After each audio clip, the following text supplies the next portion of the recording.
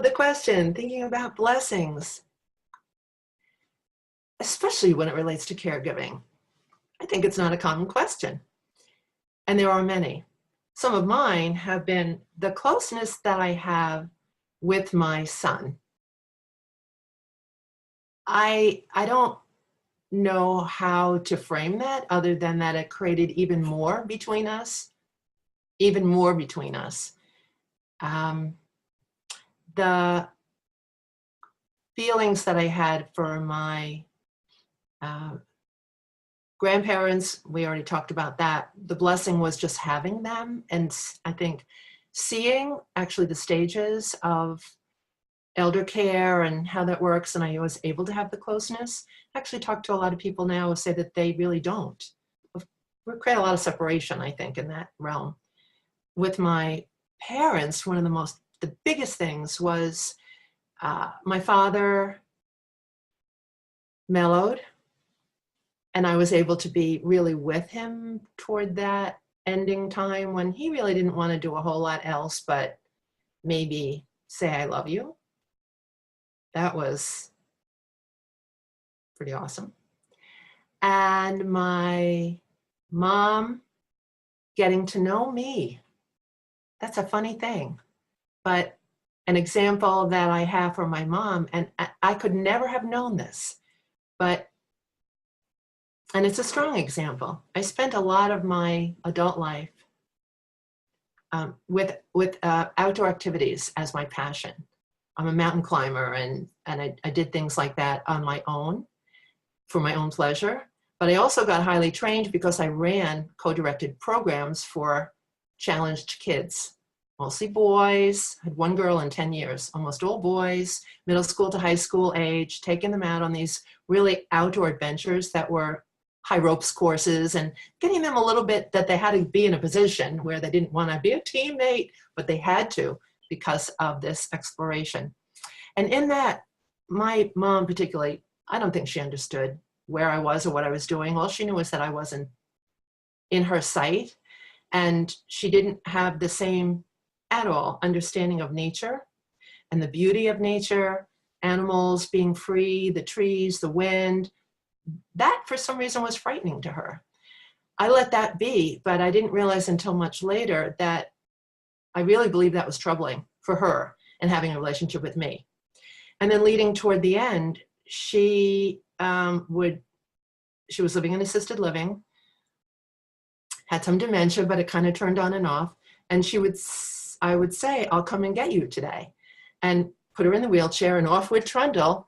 Where were we going? To the local nature preserve. And she'd be like, how many people are going to be there? Who's going to be there? Is there anybody in the parking lot? And she showed all this fear for nature, but hey, I was in charge now.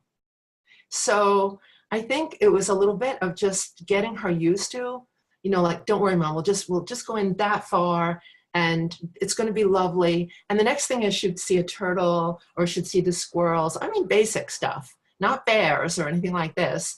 And as she got to like it, now she got smart and she'd call me up and she'd say, I know you like to exercise, so why not, and you'll get even more exercise if you push my wheelchair.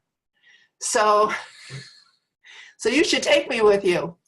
And one of the last things that she said to me before she really went into the end stage of hospice, which a person's not really speaking much anymore, she said, I never understood you. I never understood you. And I said, I know, Mom. And I gave her a big hug. And that was so healing for me. I couldn't have talked her into it no matter what I did. I couldn't have explained it no matter what I did. She needed the experience of us together, just she and I, on those trips that were just ordinary 2 hours a day trips, to see what I could bring to her that she could understand differently. So boy, I'm a lucky girl to have the healing that I have with my mom. I think that the hurdle of,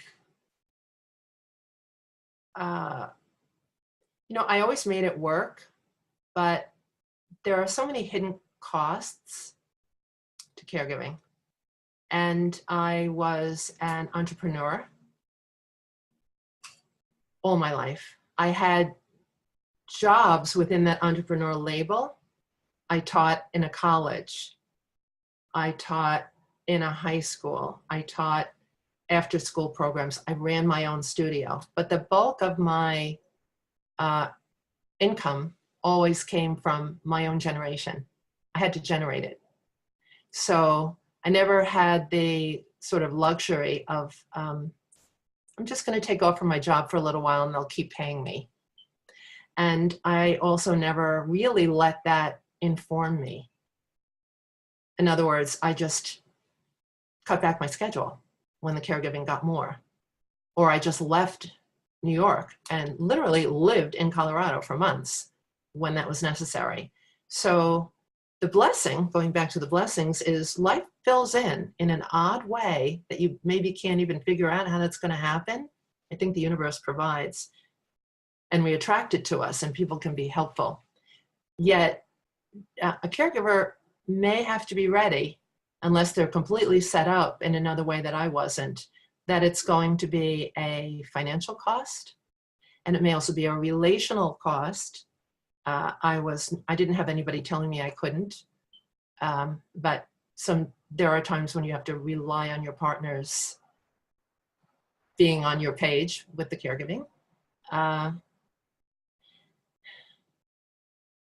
didn't let there be another downside. I was in choice every step of the way, and I would give that as guidance. I want to put that into the parentheses of, if I were coaching somebody about how to be a good caregiver, be in choice. Even when you don't like what's happening, it's still your choice, and that makes all the difference. So.